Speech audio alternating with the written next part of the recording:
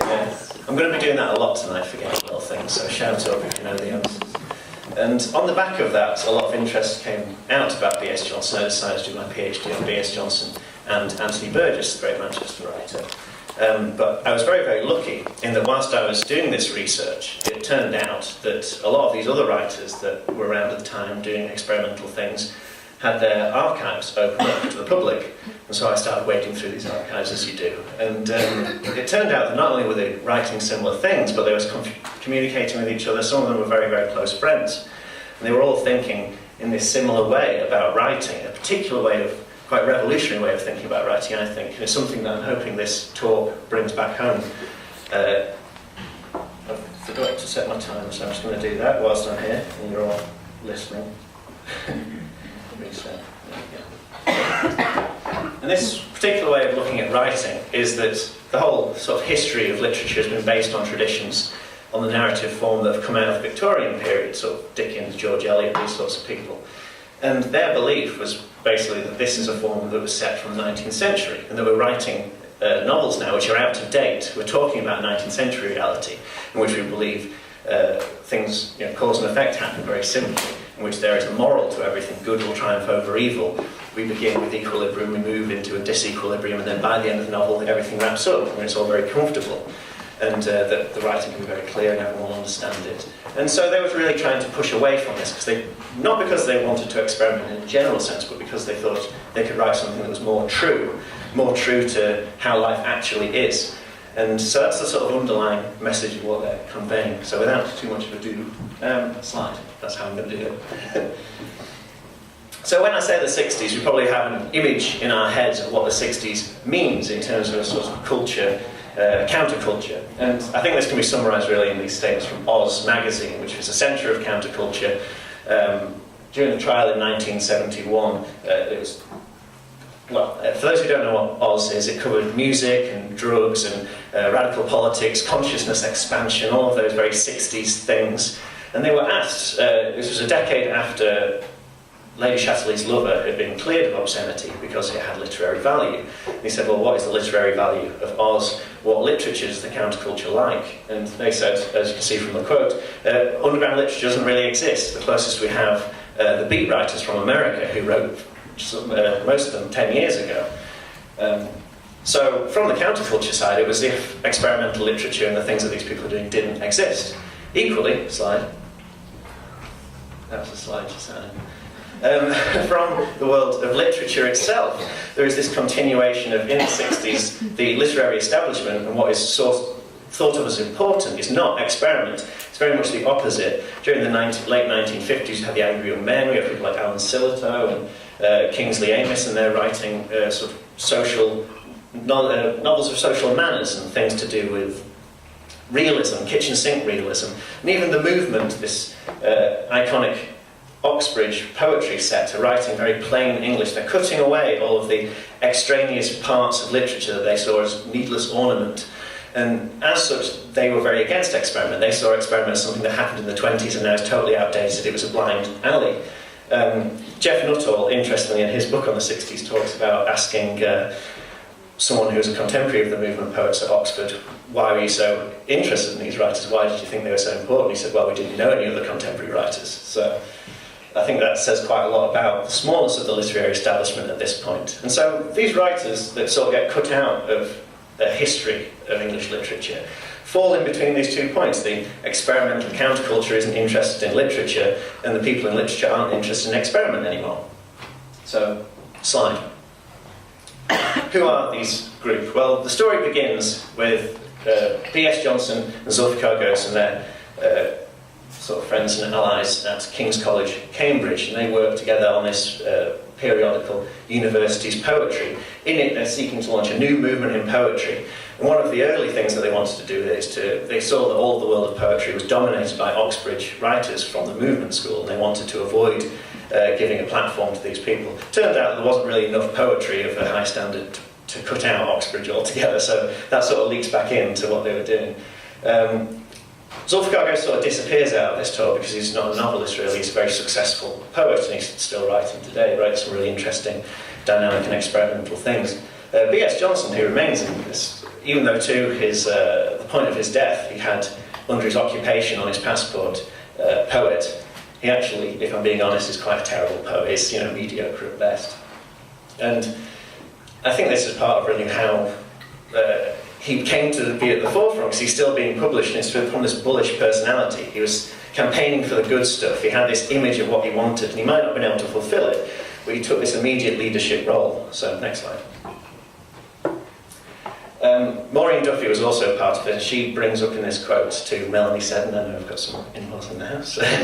She did an interview with Maureen Duffy about just exactly this, and she was saying the dynamics of this group were owed to the sort of post-Butler Education Act 1944 expansion of the welfare state. These writers aren't even grammar school kids. A lot of them came out of comprehensive schools, worked full-time jobs for a number of years, and then fell into positions at universities, and didn't do particularly well when they were at university, but they had a sort of vision, and unlike those movement writers who were writing a kind of gritty realism aimed at getting a middle-class readership to understand working-class life, they instead aim and aspire to sort of Parnassian ideals. They want to create a brand new type of experimental and brand new type of literature. Next slide. That says the same thing, next slide.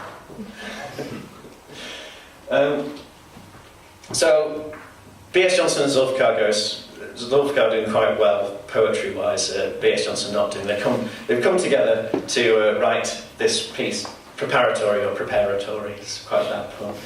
It's sort of book-length satire. However, they were trying to release it in they wrote it in 60, tried to get it published in 61, but this is exactly the same time that the Establishment Club is set up. That was the week that was. Beyond the Fringe were happening, and the whole of satire had completely revolutionised overnight, and they were left sort of in the doldrums. So Sofa Cowgirls goes back to his successful poetry writing career and writing reviews and things such as that. And Brian Johnson, however, or BSJohnson, gets the bug, I guess, for writing prose. So, next slide. His idea, his approach, can kind of be summarised in this quotation. It's something that I want people to keep in their mind, because it's the returning essence of what they're trying to do, I expect. He says that life does not tell stories. Life is chaotic, fluid, random. Telling stories really is telling lies. And so they're searching for a truth, a sort of deeper truth that can be captured through experimental form. And the forms that we're used to, traditional forms, are in a way kind of keeping us away from this truth. They're telling us useful fictions when we should be aiming for truth, which is something that academics hate because they immediately want to pull apart the notion of truth. But this idea of sort of committing yourself to something that might actually change, I think is very radical, really. So next slide. And behind all of this, which is where my early work on Burgess happily came in, is he's there as a successful novelist, sort of pulling a lot of strings to make sure that these writers get their works published, even when none of them ever really made a profit on it. However, this is a great quote about BSJohnson. He was such a strident, bullish character that upon being asked his opinion on BSJohnson, he said, "I don't want to talk to BSJohnson about the novel. He has views about it." Next slide. And so, in 1963, the first of BSJohnson's novels comes out, and it's, as we can see from the big quotation there, Sofa Cowgirls writes this very, very elaborate, overblown review of it, saying it's the greatest thing that's ever happened in literature. About 4,000 novels are published in Britain every year. During the course of the year, the novel form suffers some 4,000 deaths. And the idea is BSJohnson with Travelling People has finally brought the novel back to life. Next slide. Anthony Burgess gives it a positive review, although he's not entirely positive with it. He says, "Mr. Johnson has a fine set of instruments, he must set about making something with them." And this is an opinion that BSJohnson himself shared. This novel sort of disappears after his second novel is put out, and they never put it out again. In fact, with BSJohnson scholars, it's a bit of a sort of touchy subject, because we all have to pay extortionate amounts to get our copy of Travelling People. And all the other books are put out again, but respecting Johnson's wishes, this isn't put out. And the story is sort of a standard Bildungsroman. It's a story of basically Johnson going to Wales and having a bit of a fling. And it uses a lot of pastiche, so there's a sort of pastiche of Chaucerian literature in there, a kind of faux Joyce thing. And here we can see he's taking something from Lawrence Stern. This is where one of the characters dies, and you can see all these sound effects going across the page representing the stairs he's falling down, and then blackness for sort of death, which for Stern fans will recognise that as the exact same thing that Lawrence Stern used to represent Yorick's death. So he's doing some interesting things, experimental things, but they're kind of copied from stuff that's gone before, almost justifying those things that the establishment writers are saying. However, this does put him in touch with important people in the literary scene in London. Foremost amongst these is Rainer Heppenstall, himself once a very successful, as successful as you can be in Britain, writing avant-garde novels, which is not very. However, at this point he is the head of the Third programme, the BBC Third programme, and if you read his diaries, they're fantastic, because it seems like he was drunk all the time, just making stuff up, but for those who remember, it was a very highbrow programme, which is quite interesting. And he, like many, many people, when they talk about BSJohnson, they need to emphasise how fat he is. I think it's partly because they apologise for it, but he was such a life force, such a kind of aggressive person, telling stories is telling lies, this is how you do it properly, that they really want to get across this sort of mountain of a man who would come at you. And as he says, he's an easy man he is not, and then perhaps neither am I. Next slide. He also meets John Calder being the great British publisher of avant-garde and experimental novelists, who never made a single penny out of his publishing, but did publish 13 Nobel laureates. He published Nabokov, he published William Burroughs for the first time in England, inherited a small fortune, invested that, and made a much bigger fortune, and so was free to just publish books that he liked. And in this Calder circle is where BSJohnson meets the other writers that would go on to become this experimental writing group. Next. First among these is Eva Figes. Eva Figes is a fascinating writer, much underappreciated. And actually what I want you to do for this one is go one forward. Who wrote this book in 1966. It was her first book, Equinox. It's a year in the life of a housewife who's struggling with her conditions and living, and her marriage breaks down. And it's an interesting book. It's got a lot of interesting experimental bits, but it's not really rounded off. It was only published because Anthony Burgess stepped in and forced Hutchinson to publish it. So if you go back. But interesting with Eva Figes, after she published this, she joined this circle, and she starts talking about literature in a way that BSJohnson talks about it, but uses different words. She talks about the traditional novel of the 19th century creates a narrative of a kind to impose order on chaos, whereas she is very much searching to pull out the chaos and fluidity of everyday life. She talks about, through a painful process of trial and error, creating a new grid, a new way of approaching writing in the world. And it's really interesting how she tends to do it, because a sort of classic Eva Figes manoeuvre is to write a very short novel. It's like 20,000 words, 100 pages, but on each of those pages they're very dense and you have to read them at a certain pace. She controls your own reading habits, you can't go through them quickly, and as such it has this effect on the reader in which you yourself start becoming embodied in this language, sort of otherworldly language. So we'll go forward 2 now. Next one is Alan Burns. Alan Burns is a fascinating character. All of his novels are made up of lots of things that he found around. So he goes through newspaper articles, he goes through encyclopedias, he finds stuff on the street, he cuts up a cigarette packet. He'll write some things himself. I've read through his dream diaries, which are very, very peculiar. And he cuts all of that up and makes it into novels. This one, Europe After the Rain, being a great example. It's a description of a war-torn Europe. We don't know which war or which part of Europe, but it's a surrealistic journey into the sort of depths of human evil. And I think a great example of his strangeness, but also the kind of beautiful relationship he has with BSJohnson can be seen in this quote. It's him talking to Jonathan Coe in Like a Fiery Elephant. That was the book I was trying to remember. I've got this quite shameful and silly characteristic. Before I meet someone, I make notes on topics I'm going to talk about. And once we were in an Indian restaurant. Brian was in the toilet and I took out my checkbook and looked at the list of things that I decided to talk about with him. He came back a bit sooner than I expected and saw me looking at the list, and I was sort of driven to tell what it was. And he was outraged. In a way, he was genuinely cross. So I can just imagine this little, very precise man reading and shaking, but so socially awkward, and then BSJohnson giving him no sort of leeway to, how dare you go and read notes? How dare you not be here in this moment with me right now? So forward one. John Calder, interestingly, saw Alan Burns as the head of this group, and then was quite disappointed when he failed to live up to that. But someone who's that socially awkward is definitely not going to lead any particular group, I don't think so. Anyway, next slide. So the real sort of starting moment, there's a lot of dipping around in chronology because I'm trying to tell a story, so feel free to pick me up on that later on. Albert Angelo is the sort of key text for the first of these great experimental novels. In it we have BSJohnson finally living up to his potential. He stops writing in this kind of pastiched way, and instead he starts to speak with his own voice.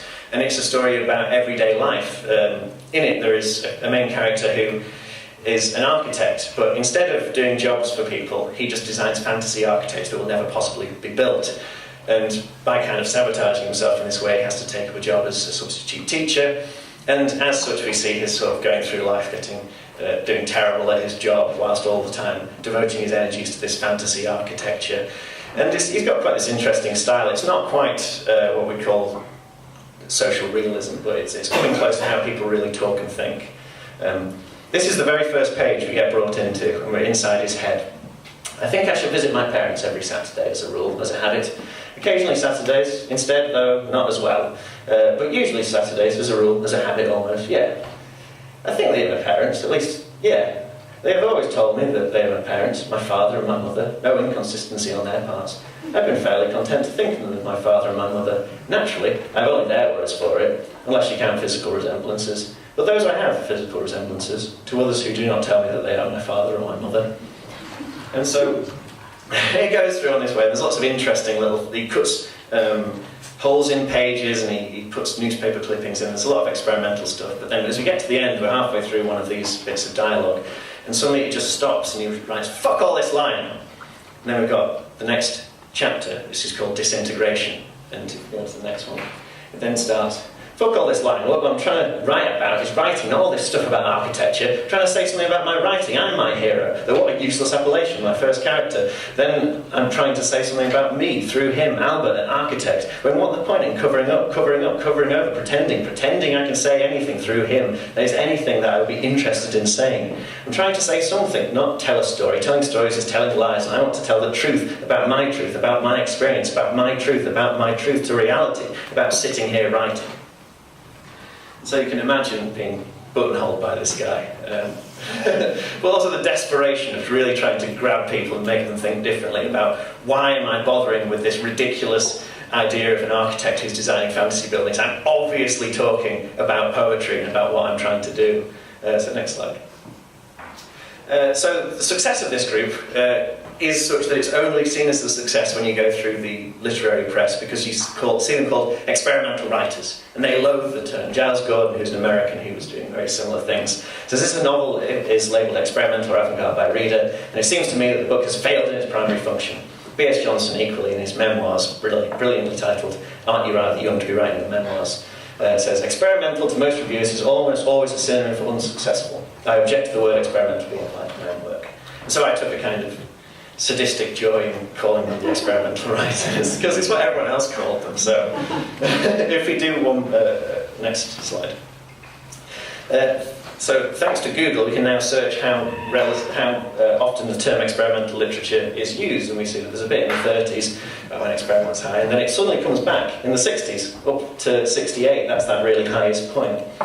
Now, I like this because it sort of gets in my head a trajectory for the narrative of this group. They all sort of meet in the 60s, and as they create more and more work, they get this momentum, and they build it up, and they get better at doing what they're doing, and then it hits 1968, and that's the total zenith. But before we get there, next slide. The work. So I'm here talking about rice. I thought I'd do a few different readings. BSJohnson's The Unfortunates is a great book. It's the one that, when people ask me, what is it that you're writing about, I always tell them this one because it's a great shorthand. It's a book in a box. I've lost 2 copies of this, so I've in total spent £60 on it, but I recommend. As you can see here, there are 30, this one comes with an introduction as well, but there are 33 chapters with a first chapter and a last chapter, and every chapter simply has a symbol, and you shuffle these things and you get them in a random order. And the story, which for something that seems quite light-hearted as a technique is a quite depressing story, is BSJohnson goes to, well, he doesn't say the town, but BSJohnson heads know it's actually Nottingham. But he goes there to cover a football match as part of his job as a journalist. And he remembers that the last time he was there, he was seeing his friend Tony who died of cancer. And that his friend Tony was a literary theorist. And he, being a writer, used to hate Tony for, why are you bothering to do that? No one cares what you have to say. And Tony would then try and give him advice, which he would say, no, you don't understand. It's about truth. Telling stories is telling lies. And so in it, we have him going through Nottingham as he's searching through the day and having memories. And then you have the memories themselves. And then you have sort of memories before and after Tony's death. And the interesting thing with it is you suddenly realise as you're going through that you've read about someone who's died, and you've read about someone who's dying. So at some point in this novel, we're going to read about his death. He's going to die in this novel. Now, a normal novel, you can tell you exactly where that is. It's about 30 pages before the end. That's where someone dies in a normal novel. However, this one, obviously you have this randomness. You don't know where it's going to come. And as you're quickly getting through, looking for it, you come across this single page, this very frail page, in which it's a single page, just white, a single paragraph. You think, oh, I'll get through this one quickly, just go on to the next one. But it turns out this is the one in which the death occurs. June rang on the Saturday, was it? Well, the Thursday before, no, quite late. We'd already arranged to go, though what arrangements could we have needed to make, saying there was no need for us to come down now, on Sunday, for he had died that evening, and not recovered consciousness that morning from his sleep. But previously there had been an opposite of a relapse, 3 days when his mind had been virtually normal, for which she had been grateful, June. This had seemed like a miracle. Though he still could not move, his mind had come back and they had talked very seriously about everything. For the first time had talked about death. So that's quite powerful, and it's made even more powerful by the sort of frailty of this paper, this single sheet, which I think really stands in for that inability to talk, which anyone who's experienced the loss can relate to. It's a very sort of powerful physical metaphor for what a book can do. Next slide. Put that on the it takes up too much space. The next one that I want to do a bit of reading of is Celebrations. It's Alan Burns, it's the sort of the height of his success. I've described his technique piecing things together. Near the novel after this, Babel, is entirely sort of incomprehensible. There's no characters and it's just sort of things happening. But this one I think is where he perfectly matches that experimental side with a story. It's a kind of a traditional story of a dynasty, I guess. There's a person, Williams, who comes from the working class and then rises up to own a mill and become an industrialist. And he's got his two sons who are competing both for the industry and also for the secretary that their father has married, that they're also having affairs with. And so the book is built around a series of celebrations, births, weddings and deaths. And the language is what really interests me, because it's using this technique that he used, you get some very strange things happening, but at the same time you can tell still what the narrative is doing. Hopefully you'll be able to get a sense of it when I read it. So in this section, Williams, the patriarch, is opening up a new building for the company. The mirrored steel of the new building shone in the sun, noticeable from 30 miles away. Williams shut his eyes against the glare. It was a question of technique. According to plan, Next one. So this one is such a rare book that Google does not have an image for it. So I've used the previous book, Winter Journey, which is also very good. But this one, Koenig Landing, by Eva Figes. I think it's sort of her great masterpiece. I think it's a forgotten masterpiece, really. Much like Europe After the Rain, they might have even been inspired by it, arguably. It's a story of a war-torn Europe, we don't know which war. And the main character, Stefan Koenig, takes on lots of different guises as he moves through it. However, in particular, I think we can get, especially Eva Figes' own life experience. She, as a child, left Germany as a Jewish migrant because of the Nazi regime. Her family lost everything.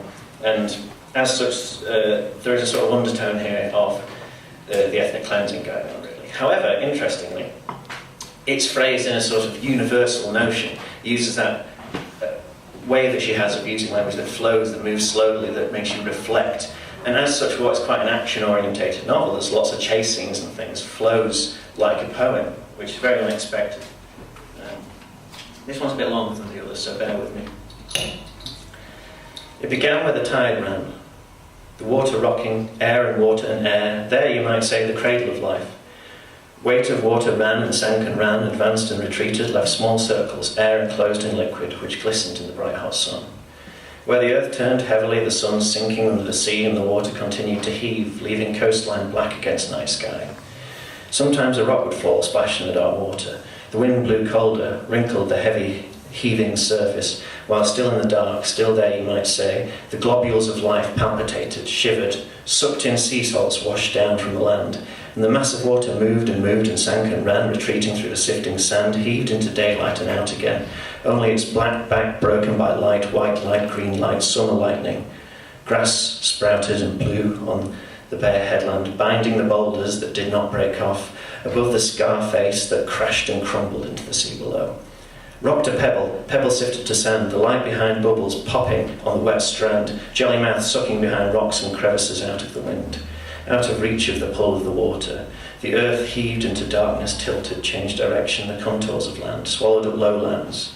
When at regular intervals earth, sun and moon lay in an invisible conjunction of the water rose higher, threatened new life still so short. The jellied particles clung tighter, grew tentacles, suckers. Anything merely adrift on the shores washed out, lost, and merged into the murky liquid. Clouds gathered and moved overhead above the headland, watered the grass and washed more minerals into the sea. Sea blew inland on the wind, light came and night. The wind whispered ripples on bigger waves and the shore stretched long black back beyond sight. The organisms on the shore became more varied. Some of them acquired protuberances that could be moved and crawled, looking for smaller creatures still sucking the same spot, blind to time having passed. Others returned to the sea and were not seen again. In the dim green world of ocean, reproduced beyond counting and changed out of all recognition.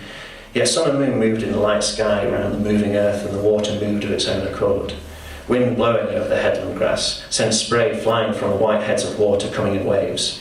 Dazed with comfortable sunlight, creatures with legs to carry them moved up the beach and stayed there, in the long grass, beyond reach of the tide, ocean a murmur, stayed there when darkness fell, slept the murmur, out of reach of the violence, the grabbing cold water fingers coming in. So, I find that really amazing opening to a novel, because it's simultaneously a description of life beginning on Earth and also simply of someone walking up the beach from a shipwreck. So, carry on. Now, you remember the graph. So at the peak of it was 1968, and this is where it all gets really interesting, because previously we've had a kind of poetic and aesthetic attempt to create truth and change the world through this experimental writing. And in 1968, suddenly the revelation occurs that this can be political as well. That what was happening in May in 1968 in Paris, the workers come out on strike. They're joined by the students, the radical students, who have this vision, especially the Situationists, that the world as it is under consumer capitalism is surrounded by stale images, and we need rapid, broken, experimental images that will free us of this sort of mind control device sort of thing. And as such, this new way of freedom and development out of capitalist society into a post-capitalist society where people can live the way that they want to live is all happening over in May in '68. So next slide. So the writers get very sucked into this. They join the, as Alan Burns describes it here in an interview, it's high days and holidays, it was time to be alive, things happening in London. They all joined the demo outside of the US Embassy with, well, there's a few different demos there, but we've got Tariq Ali and Vanessa Redgrave, if you can see them there. Next slide. And also they get a base of operations. John Calder, not wasting sufficient amounts of his money publishing unpublishable writers, decides that he will take on the most infamous bookshop in London for people basically nicking high-class books, better books. It was a sort of drop-in centre for the underground, for high conceptual artists, and he takes it over and runs it at a massive loss. Next slide. And in the basement, he'll ask Jeff Nuttall to do his extreme. I know I should have warned people about that one. Doing his sort of extreme. He does all these. He's one of the very first conceptual artists. He subsequently, in 1968, moved to Todmorden and did these sorts of things for 20 years, which is just an image I really like. But this is a sort of collection of high art and conceptual art meeting with these writers, and they were seeing all these people. Next slide. And so they decide that they can use their ideas about literature and try and change the world by having these meetings, writers reading, where they would read their work and try and communicate with an audience and ask them whether they can make the writing possibly any more true. And as you can see here, Rainer Heppenstall, who I'm taking the quote from, thought it was all just a bit doolally and too new age for him. Next slide. However, he's very important because it's at this point that he introduces BSJohnson to Ann Quin. Ann Quin being the fourth of these great experimental writers. And so they meet at dinner at Rainer Heppenstall's house, they go down to Better Books, and then they watch Nathalie Sarraute, the great French nouveau romancier, doing exciting new things in the French novel. Next slide. So Ann Quin is the closest of these writers to the counterculture. There's been, interestingly, a lot of people taking her up in the past few years, PhD students working on her as this particular 60s voice that was never really properly recognised, published by Calder. Her first book has one of the best opening lines in history, I think. It's a man called Berg, who changed his name to Greb, came to a seaside town intending to kill his father. So you know you're going to have a good time with that one. Her work, though, it has all that flow that Eva Figes' work has, but it's a lot more visceral and sexual, and she's very much into free love and the drug scene and these sorts of ideas. So I'm just going to read a quick passage from a book, next slide, called Passages. I thought it was suitable. It's actually, I came to it and I'd already made the slide, so I decided that I was going to do a reading from this, but annoyingly all the best sections are written like this, where it's sort of all over the page. So without having three people up here reading simultaneously, it wouldn't really work. So I picked a section which hopefully stands in for some of the things that happen more interestingly later in the book. This is her and her anonymous lover wandering around, and he's being totally overblown. I think he's hanging out something, I'm not sure what though. It says, he held onto my arm along the corridor, along the cliff. He climbed over the fence. You see, I'm on the edge. Just one push or one step. Tips of gull wings rose from the surface of waves. His face contorted. He balanced on his toes near the cliff edge. Ah, you can't take flight with me this time. He pointed at the swollen, lopsided moon that tipped the mountains. Do you think you know the dark part of me? I saw the eagle, feathers round and blood, parts of fish scattered on the shore, prints of horses and dry tracks, faint traces on stones, a coral he picked up many miles from the sea that now moved in movements I touched. Can you hear the sound of the stars? He asked. His face pushed into grass earth. I was not sure whether he laughed or cried. Strange crying of some creature moving swiftly in the shadows behind her. A long drawn-out cry, manoeuvres in the dark, tearing of flesh, fur, sound of something dragged over rocks. We walked down to the beach and sat against driftwood. I watched his cigarette light up part of his swollen face. Track of light the moon made on the sea. 300 yards, the beginning of that, where she could lift both feet up and walk on water. Grains in wood his fingers traced, she entered. Land, many oceans spilled into. The way landscapes entered a room. Rooms she went through, corridors. Doors she opened onto carpets that grew towards trees, branches through walls, windows. Soft green light she touched and was touched by. The scuttling of a crab or some other sea creature passed between them, over the wood. Movement under sound. Shifting of sand in front, behind. Flying fish between waves. Those that fell out of the sea fell back. These she listened to, and the sound of insects. Not all these books are about the sea. So we'll move on. So this is another great image which I really like to set about the differences in these writers. This is Alan Burns describing what happened at writers' reading. So Anne did her Quin thing. That is to say, she came onto the stage and she just sat and looked at people. She wouldn't say a goddamn word. She just stared. She either implied or she actually stated that we sort of communicate. We can communicate more in silence than with someone actually putting the words across, which I was really intrigued by, whereas Brian was simply pissed off. So next slide. It's Brian being pissed off. I just like that image because it seems to summarise so much of the group dynamics. There's Ann Quin doing a very strange countercultural thing, Brian going, no, we gotta... And then Alan Burns just being sort of perturbed by it all and probably making notes. So the question I was interested in when I was doing this, which is where we're going to do a quick side way into it, is how do they survive to do this? Because most avant-garde British writing movements come out of people from quite established privilege, either the aristocracy or the upper middle classes, because they have to pay to survive and write these things and to publish them and to have no one buy the books. And so I looked into their living circumstances, and they sort of only just made a living, though it was the 60s, so there was a lot of prosperity, so they could kind of residually survive. But all of it seemed to come through the Arts Council. And there was this big issue in which the problem with the Arts Council was they could give 1,000, 2,000 block grants and awards every year, a vast amount of money, not vast, but quite a large amount of money, enough to survive on. But being writers, they would spend it very, very quickly. And so they got very good at infiltrating the Arts Council. Back then, writers would take positions on the council and vote for who got the money, and as such, they would vote each other to get money. And so Ann Quin got about £3,000, I think. Alan Burns got 2,000, and they were all voted for by each other. BSJohnson was incredibly good at arguing this case. He said, if those other writers are successful, then they've got enough money from their books. We're the unsuccessful ones doing what's important, writing as though it mattered, so we should have this money. Next slide.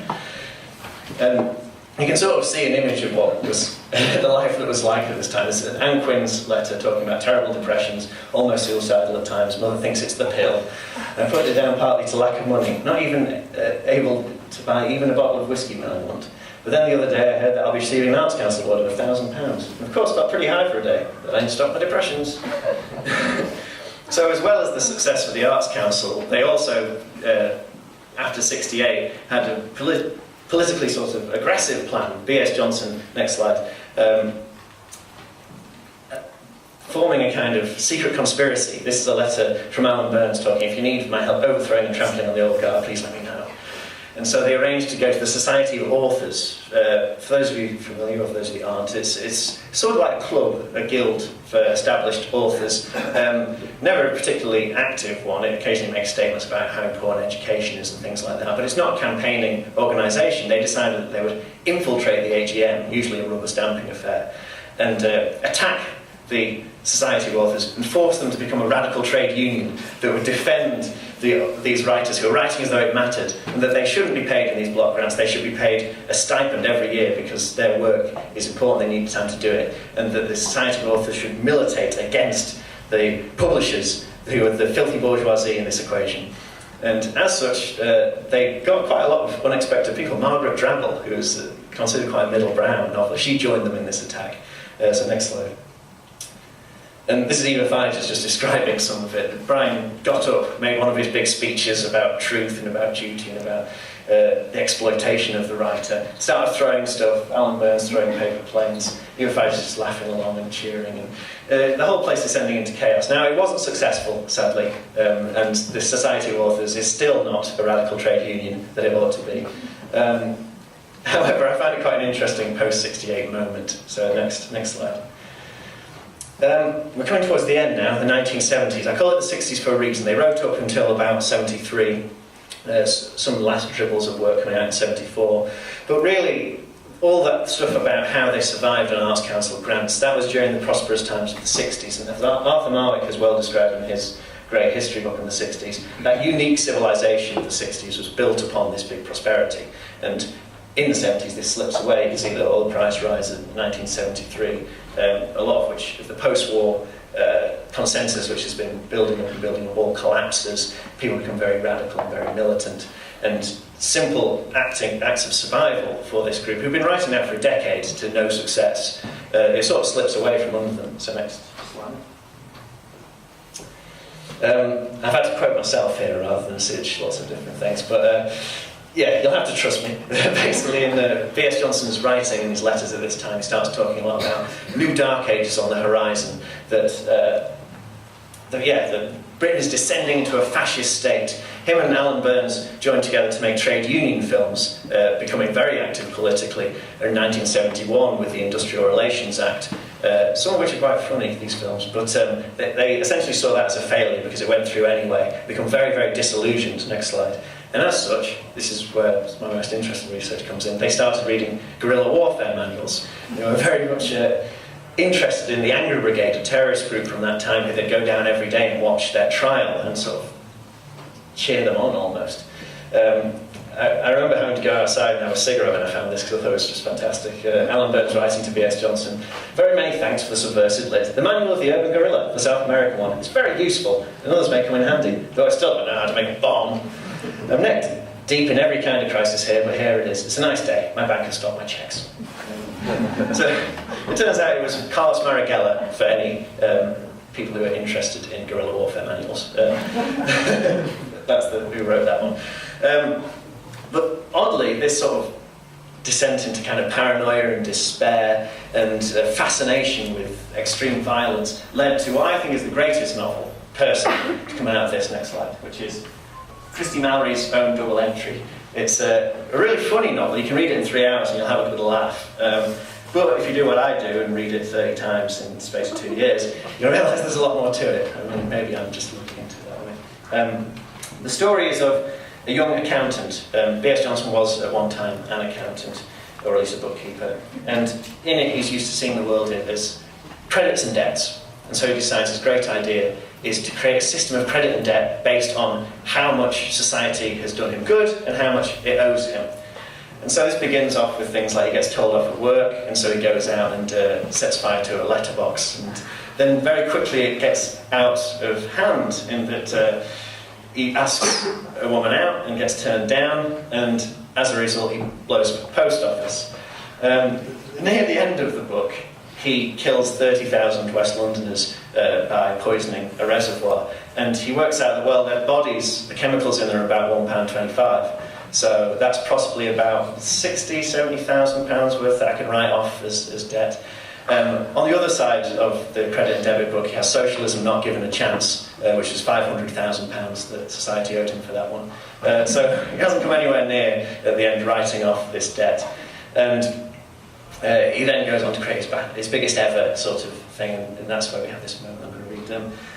As such, I think it's really interesting because it talks quite flippantly about terrorism, but under it is this desire to understand how a person connects to society. And by making you laugh at how extreme he's being, it sort of raises questions about how we communicate with each other, how we communicate with society. And also, very Johnson, it's also about how writing connects to the world, how literature connects to the world. And this desperation that Christie has to get even with society by blowing things up is the kind of desperation that's being channeled from BSJohnson in this novel. I can't believe I forgot his name when I had to read it. And so there's this nice bit here towards the end where Christie's kind of gone as far as he can go without launching a nuclear strike. And it's a chapter called In Which Christie and I Have It All Out, or Which You Make Out and Miss Out. And in it, the novelist appears to his main character to inform him of his upcoming demise. Christie, I warned him, it does not seem to me possible to take this novel much further. I'm sorry. Don't be sorry, said Christie, in a kindly manner. Don't be sorry. We don't equate length with importance, do we? And who wants long novels anyway? Why spend all your spare time for a month reading a 1,000-page novel when you can have a comparable aesthetic experience in the theatre or cinema in only one evening? The writing of a long novel is in itself an anachronistic act. It was relevant only to a society and a set of social conditions which no longer exist. I'm glad you understand so readily, I said, relieved. The novel now should try simply to be funny, brutalist and short, Christie epigrammatised. I could hardly have expressed it better myself, I said, pleased. I put down all I have to say, or rather, I will have done in another 22 pages, so surely... So I do go on a little longer, interrupted Christie. Yes, Christie, you go on to the end, I assured him, and myself went on. Surely no reader will wish me to invent anything further. Surely he or she can extrapolate only too easy from what's gone before. If there is a reader, said Christie, most people won't read it. Politicians, policemen, some educators, and many others treat most people as idiots. Some writers may too. On the contrary, most people are right not to read novels today. You've said all this before. I'm very likely to say it again too, since it's true. A pause, and suddenly Christie said, your work has been a continuous dialogue with form. If you like, I replied diffidently. Only one of the things it's been, said Christie generously. It's something to aspire to, becoming a critic, though there are too many exclamation marks in this novel already. Another pause. One of the girls in what is ill-reputed to be a brothel opposite hung out the shirt of what might be her ponce. Christie smiled gently, turned back to me. But I am to go on for a while. Of course, I assured him again. Until I have everything. Yes, Christie, until you have everything. Books now. Next one. My glasses on. So, in this sort of turning to the extreme left, or extreme whatever it is that Alan Burns and B.S.Johnson are doing, at the same time, we have Eva Figes reuniting with Maureen Duffy, who you may remember from earlier on, who I couldn't work into this enough, who's very important and interesting. And they started a campaign for public lending rights. Now, this wasn't quite as aggressive as the attack on the Society of Authors. It was much more letter writing and standard lobbying, and as such was successful. In 1978, public lending right came in. And however, B.S.Johnson, in his sort of furious way, tried to join in but couldn't. And as, again, this interview with 187, Maureen Duffy says how, I think he found it quite difficult. It was basically being run by a coven of women. So, yeah, he's got odd attitudes to women as B.S.Johnson. He's got odd attitudes to everything. So, next quote. So Eva Figes, just to give a sense of where we're moving to in our trajectory of the 70s, this is in her book Little Eden, writes directly that many people borrow books from public libraries and she doesn't get any money from it. The idea of public lending right is when a library purchases a book for people to read, the author should get some money, because that's, taking away from their sales, essentially. So next one. So during the 70s, due to sort of pressures from her management and things, Eva Figes moves away from experimental novels. She still writes throughout her life sort of quite normal, interesting novels with a feminist twist, but she moves in this time especially towards academic writing like Tragedy and Social Evolution, and sort of factual writing. Little Eden, A Child at War is a really interesting book about her experiences as a migrant escaping Nazi Germany as a child. And the next one, this should have come earlier, but I fit it in here. She also wrote in 1970, but it increased popularity since, Patriarchal Attitudes, which at the time was thought of as being as important, and it was almost as successful as Germaine Greer's The Female Eunuch, as part of inspiring the British second generation of feminist activism. And so after this, she got a lot of money to go and write different articles on feminism. She wrote things for the Encyclopedia on feminism. Very interesting, moving towards factual writing away from experimental writing. So next one. This was the last bit I wanted to mention about Eva Figes. Was one of the things that comes out at this point is how she's had to work, which is, as a single mother, she only had about 2 hours a day to write. So that very short, compact style, Beth, and never came out of it. So two of the writers pass away. So next, we're wrapping up now. This is B.S.Johnson in Fat Man on the Beach, which is a great, really, really funny. It was made only a month, I think, before his death, but it's really funny, and it's I think it's made for Welsh TV, but it's available on DVD now anyway. It's an interesting watch. His writing it had a sort of dribble of interest, and then he sort of disappeared. He turned up in a lot of American students' theses in the 90s talking about postmodernism and its roots, but he's not really a postmodernist, so it didn't really work. Then, in 2004, the co-biography comes out, and now there's a renewed interest in his work. I personally am one of the co-editors of the B.S.Johnson Journal, so if anyone really likes him or wants to write anything about him, send me the stuff and I'll publish it for you. Obviously, with the other co-editor's approval. And his books are now establishing a sort of resurgence. So next slide. Ann Quin is also experiencing a resurgence. Again, her work sort of disappeared off the radar of many people. And sadly, she kind of suffered 2 deaths almost, because not only was the writer lost, but a couple of years later, her flat was burned and everything in it. Now, for literary historians, we know that the way that you piece back together a writer's life is through their drafts, through their letters, through their notebooks, and through their diaries. And every single one of those was destroyed. So there's been this great search to reclaim everything that we have written by Ann Quin. So if someone has something in their loft or anything, do get in touch. But she's kind of interestingly coming back, because her writing is kind of sexual energy, the freedom that's in it, and the experimentalism in it it reminds me a lot of that 90s third wave feminist writing, and I think that's where the interest is returning from. So next slide. Alan Burns, after having lost 2 of his close friends, gets and also having a total failure of a novel, The Anger Brigade, which he was selling as a fiction, but everyone thought was fact, and so he got in a lot of trouble. Because he called it a documentary novel because it's made of documents. And it's like, no, I don't know what he thought was going to happen when he did that. But he got offered a job in America teaching creative writing, so I went off there. I only wrote 2 more novels, and they were in the mid-80s. interestingly, interviewing his students, they said that they had no idea he was an experimental novelist. He knew the rules of traditional writing so well, so perfectly, so thoroughly, and communicated them so well. They were absolutely sure he was a traditional novelist, which I think goes to show how some of his weird and wacky experiments, there was thought behind them. He wasn't the charlatan that some people have painted him as. Next slide. So Eva Figes has the kind of happiest of these stories. She keeps writing. She moves out of experimental writing, well, because it didn't sell, I guess, and then because all the other people doing it stopped. Moves into academic writing, journalistic writing, sort of polemical feminist writing. That's her receiving a PhD, I think. And her son Orlando went on to become a famous historian, so if you were wondering how you know the name, that might be where you know it from. She passed away in 2012. Oh, I forgot to mention Alan Burns died in January this year, which I was very sad to hear, because I was really just waiting for the right chance to speak to him, and I missed it, so that's annoying. So Eva Figes is the one that hasn't really been reclaimed, and the only person I've seen really interested in it at all. So I'm hoping that the more that these pieces fall together with this experimental group, the more we'll get to know her and her writing. So last slide. The point of what I'm doing is, with this sort of thing, is to piece these things together as a story, because I think that some of these writers work perfectly on their own.